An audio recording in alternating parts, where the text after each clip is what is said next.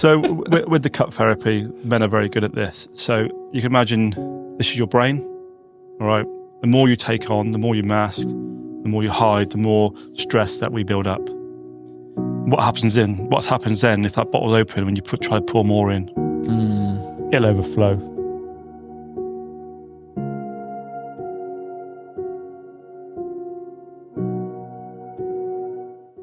Shall I just say, like, trauma, it's not just about military, is it? There could be any other traumas. Yeah. Where, like you say, your family member might be ill. Yeah. That's a trauma. Yeah. If you're dealing with someone, especially your loved ones. Yeah. That's definitely a trauma. You know, like I said earlier on, where you got military trauma and you got people going through what you're going through. Trauma could be anything, guys. Yeah, not that's just, it. And that's where we come to with yourself. And that's where we come to, with you, Yeah. No, thank you. It's been a moment. And thank you for everything that you've shared. And it's right. It's you never know what's going to happen. So a few months ago, unfortunately, my dad got diagnosed with cancer, and he's doing well with it at the moment, and he's gone through the process and the treatment, but just things happen all in once, and you never know what life is going to throw up at you, and why things happen. But it gives me a lot of appreciation for the connection that it's built there, and the support we can give him. Basically there's so I had both my dad and my stepdad go into hospital at the same time, and it's crazy, they're both going through serious conditions. And with my dad, they thought it was ulcer or whatever else, and then from the doctors for 6 weeks it hadn't gone, so they were like, right, need to go and get a checkup. He was going to appointments but then feeling unwell, so wasn't able to have the appointments, so they turned him away because they couldn't do the because it's in his mouth, so he just was either fainting or just not feeling very well, so he'd go home again.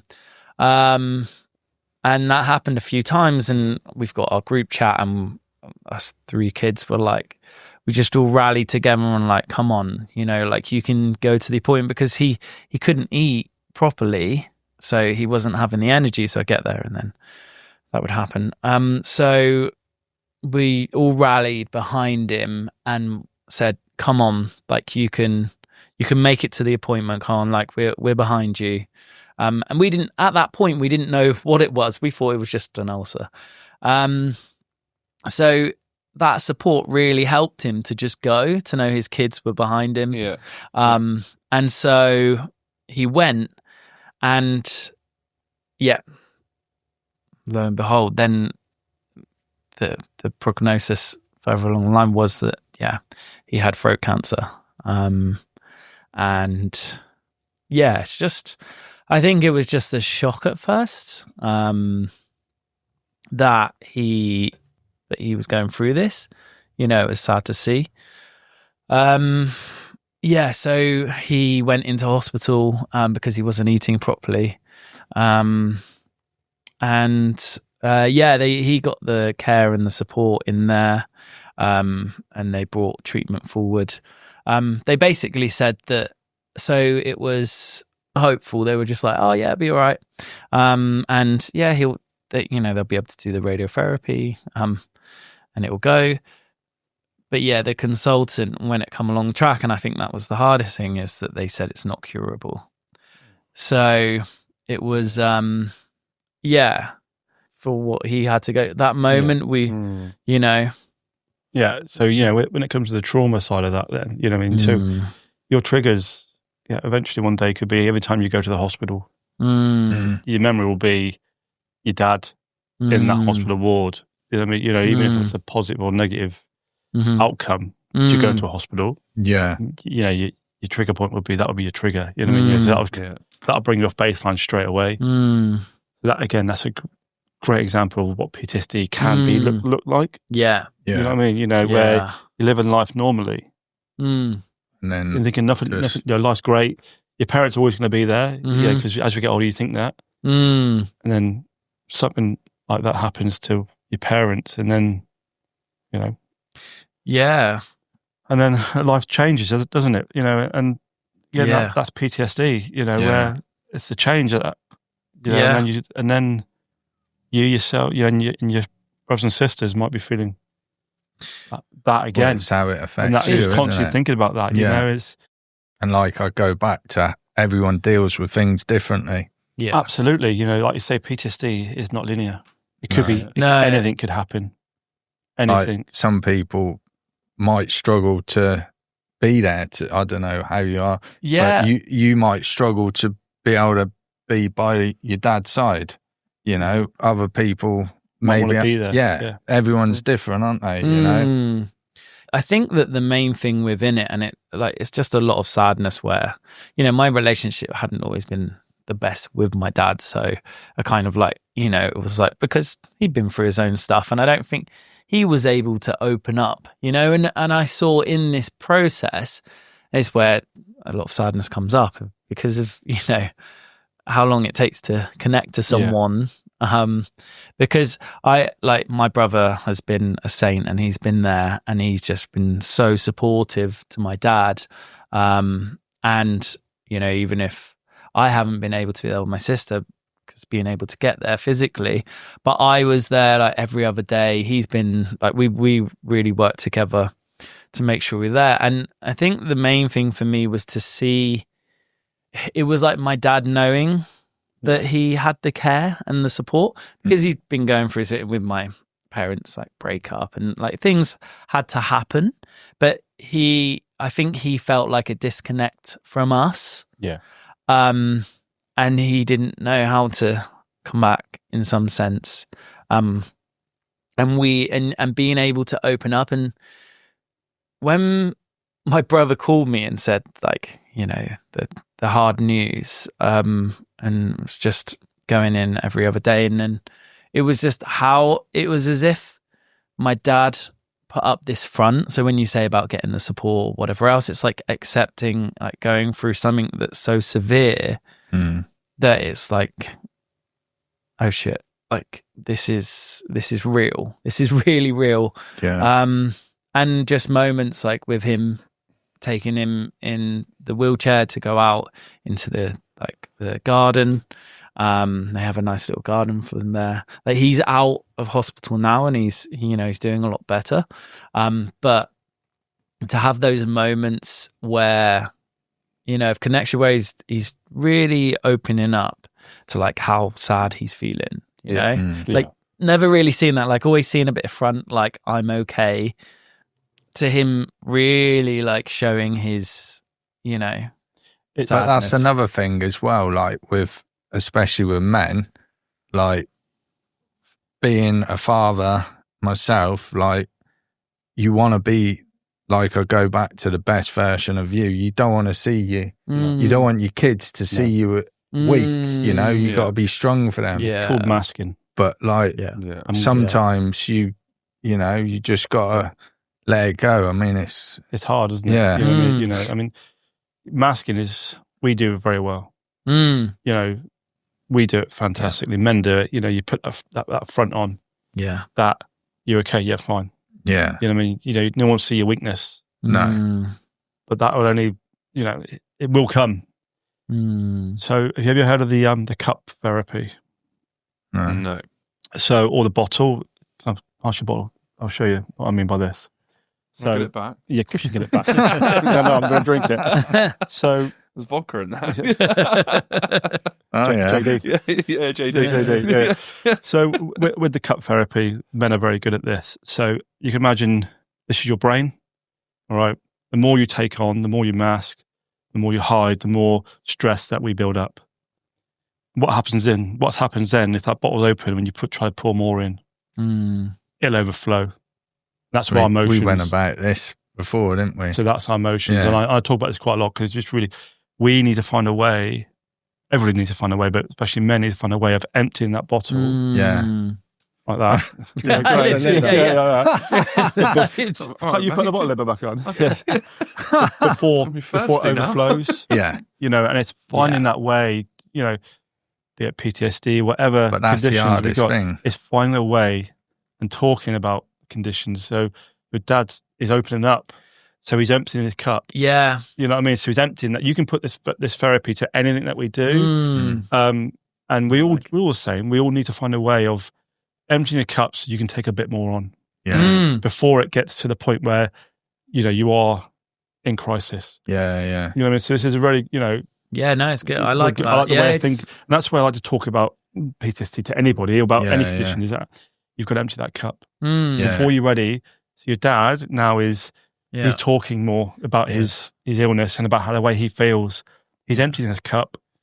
You know what I mean? So we can talk more freely about it. And you've got that support network there as well, which is so great. It gives you a bit more, doesn't it? No, so it's and I think so this is the thing with mental health, is you stay in your head because you can think that people aren't there for it. Like him seeing that we were truly there for him, like going in just a little bit, like I could see he just felt so loved that even just going in to like be a support for him, to just be there with him for a bit, just to listen to him. Yeah, he felt so loved, and it gave him that nourishment. Like he was, like, again, it's like, it makes sense. You need something to eat. Like you need food. You need good food. It's going to help you feel better.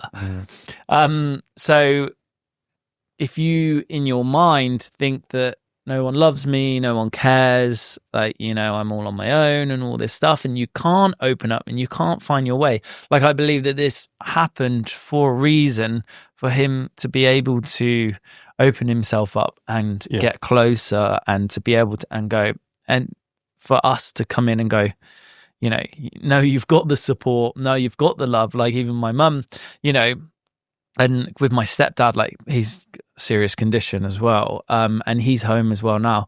But he, you know, my mum was a saint. She's got her own stuff that she's going through. She's got rheumatoid arthritis, and she's kind of like, you know, but she had that purpose to be a support, to make sure, like taking in food for my stepdad, you know, to help him through what he was going through. So when you've got someone there that gives you that love, that care, that support, like you're there just as you are, and you know, people care about you. The role changes, doesn't it? As you get older, you know, for your parents, you know, brought us up, nurturing nature changes as we get older, don't we? You know, then we have to then give it back. So now then that's our role then, is to go in and do the same role they did to us growing up. We then will finish the circle, won't we? You know.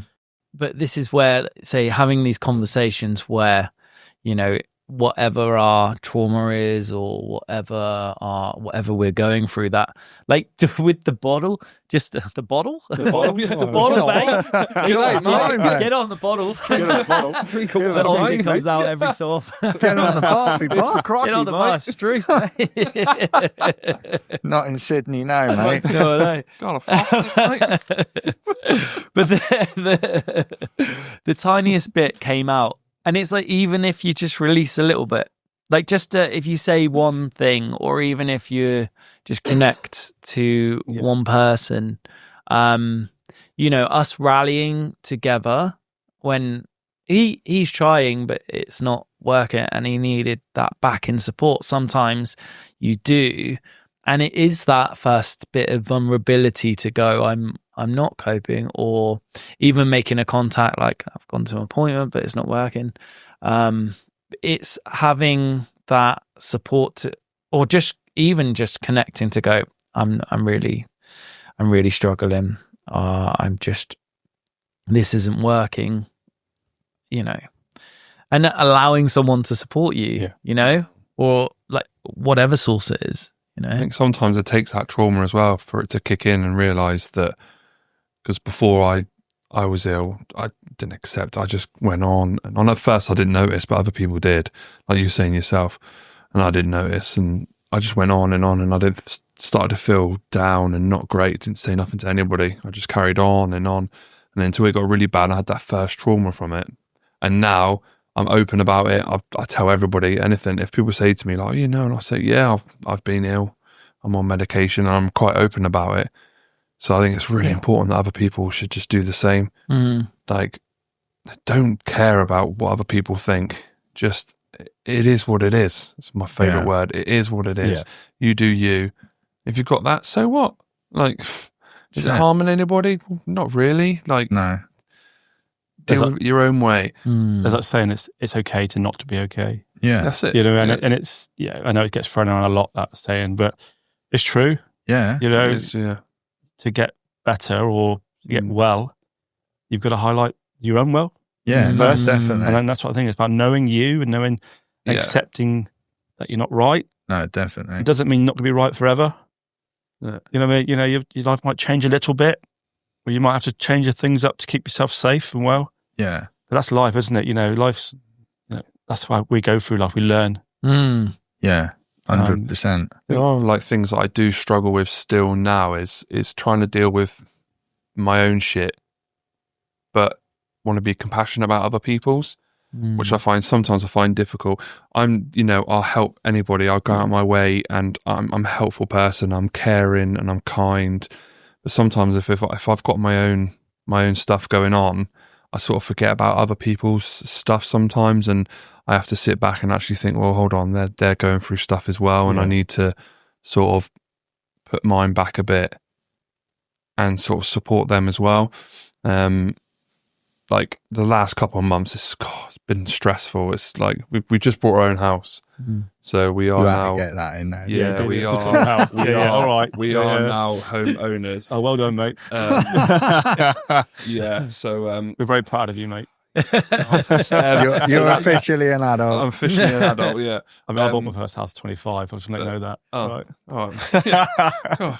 It's only 26. I'm going to get trauma right there. So that was stressful as hell. Honestly, so stressful buying a house. It's just. But my wife Sarah, she's been really poorly, and and if it weren't for like the support network of going on and on at her to go get checked out, to go find out, and she started to get really swollen ankles, and she went to the doctors and they said, oh yeah, you're on your feet too much, or do a bit more exercise, so she'd come away and crack on with that, and it started to get worse and worse. And sort of like the point I'm trying to make is you've got to push for these things, because a lot of things will not be seen. People will not do things, and you have to push. You go to the doctors and they give you this, they fob you off. You go back and you keep pushing, because if she didn't, then she wouldn't have got the diagnosis. She's got a thing called Graves' disease, and obviously I never knew nothing about this. So yeah, check it out, Google it, and it's like, so she had her thyroid was really high. She's got a high thyroid. Normally you get low thyroid. But she's got high thyroid, which is really dangerous. Like if it's not sorted out, you could die. It's really, really dangerous.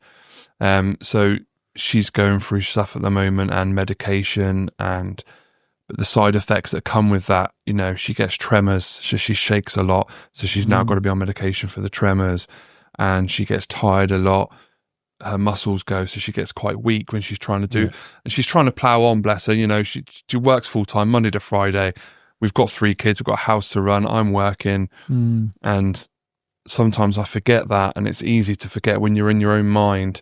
You think about other people's, and it's not until you sit back and you think, oh, actually, no, she's going through a hard time at the moment, I need to be more supportive with that, and try and then you're dealing with your own stuff as well. It can get really difficult. It's tiring, isn't it? It's very tiring, and then that comes down to sleep then.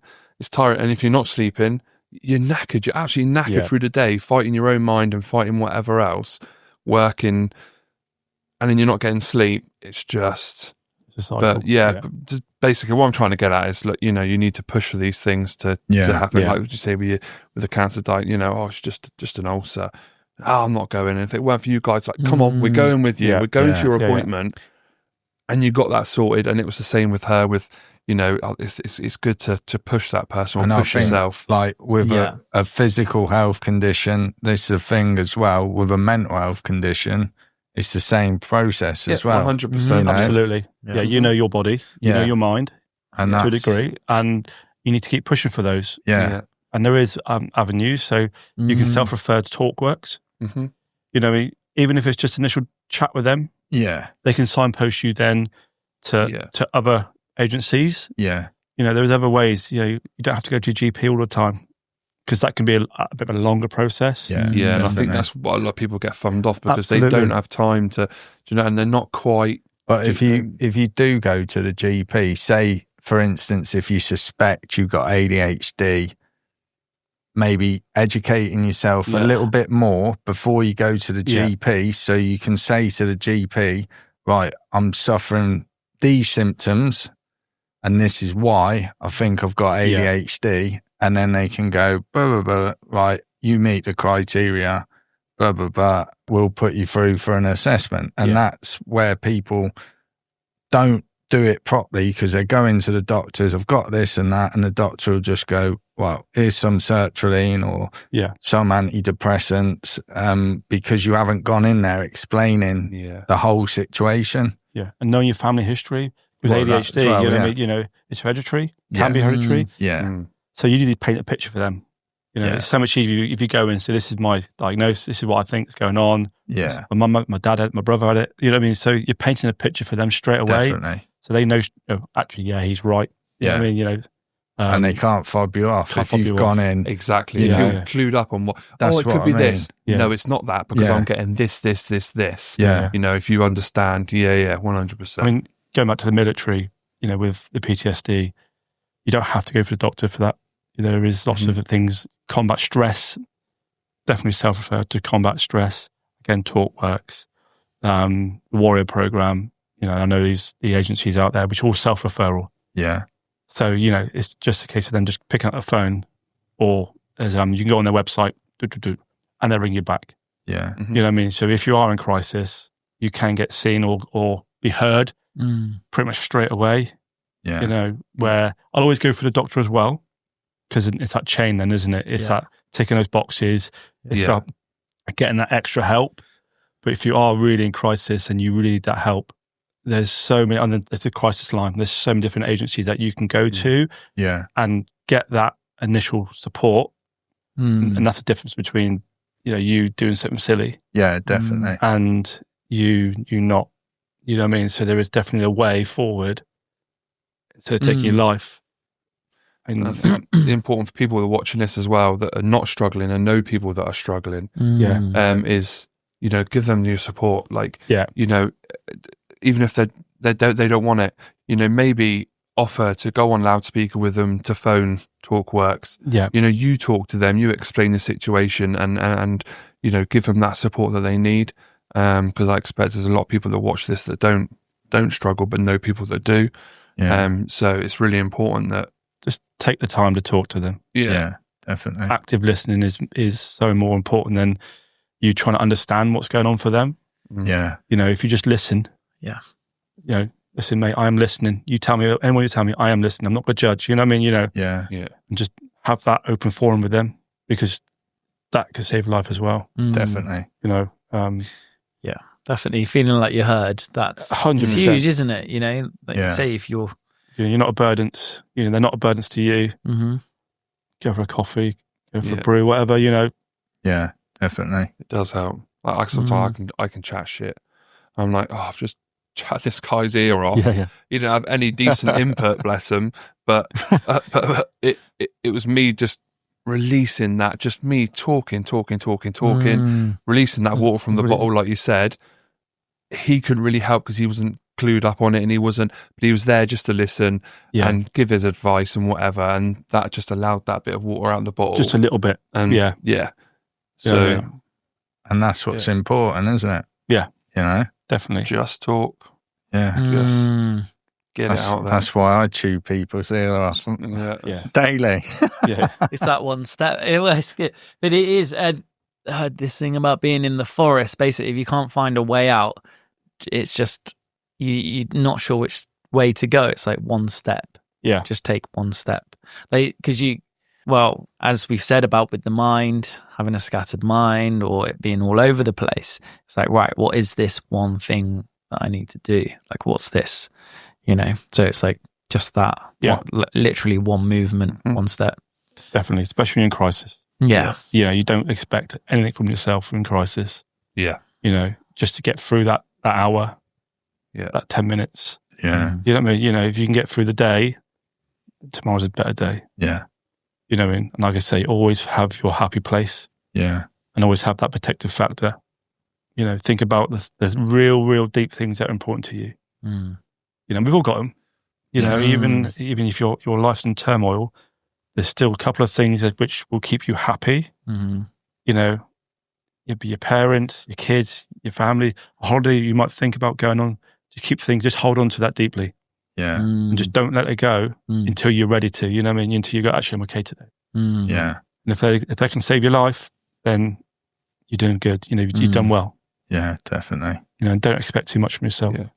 And all the people watching, just drop us a message, because our inbox is always open, and even if it's a private message, even if it's you know, you don't want anybody to know, we can always post it for you. We're on all social media, so Maze of Minds, type that in, that's our logo up there. We're on YouTube, Instagram, TikTok, Facebook. So yeah, hit us up on one of those, and we'll do our best to try and help. But anybody else got anything they want to? That's all good. Yeah. We've covered it. Guys, thank you for today. No You know, worries. thank you for listening to me. You know, it's Thanks for coming on. Thanks for sharing sharing your story. Yeah, I just we want could to add, like, you know, just appreciate your service and doing your bit for the country, which I really appreciate, which I don't think a lot of people do appreciate enough. So yeah, thanks for that, and thanks for opening up and being honest.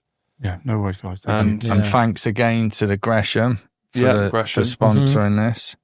Yeah, and I hope everything goes all right with your dad. Yeah. And Yeah. as best it can anyway. Yeah. So. Well, he's been through treatment at the moment, and he's had radiotherapy, and he's had the 2 treatments, and he's responded really well from it. So Good.